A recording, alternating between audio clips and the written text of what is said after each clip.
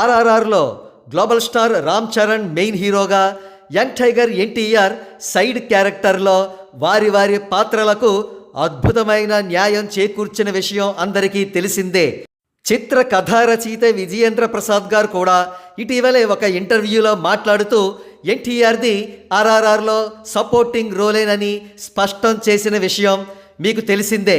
అయితే NTR ఆర్ఆర్ఆర్లో side character చేయడం పట్ల అభిమానులు సహజంగానే చాలా ఆగ్రహం చెందారు.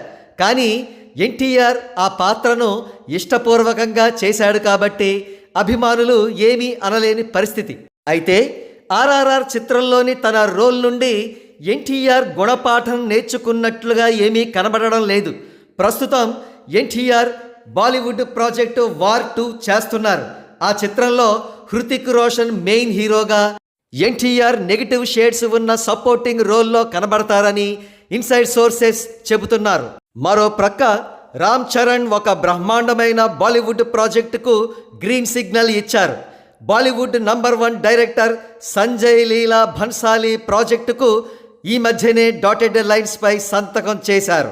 11వ శతాబ్దానికి చెందిన శ్రావస్తి మహాసామ్రాజ్యపు చక్రవర్తి సుహాల్దేవ్ పాత్రలో రామ్ చరణ్ నటించబోతున్నట్లు తెలుస్తోంది.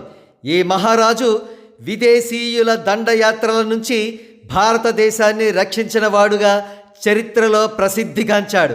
సో సహజంగానే ఈ చిత్రంలో Ram Charan title role and main hero role పోషించబోతున్నట్లుగా మనకు అర్థమవుతోంది. ఈ historical project jaw dropping visual స్పెక్టకిల్గా రూపుదిద్దుకోబోతోంది. ఆల్ టుగెదర్ రామ్ చరణ్ మళ్ళీ మెయిన్ హీరోగా, జూనియర్ ఎన్టీఆర్ మళ్ళీ సైడ్ హీరోగా బాలీవుడ్లో నటించబోతున్నట్లుగా మనకు అర్థం అవుతోంది. కాకపోతే వారిద్దరూ ఒకే చిత్రంలో నటించడం లేదు, వేరు వేరు చిత్రాలలో నటిస్తున్నారు.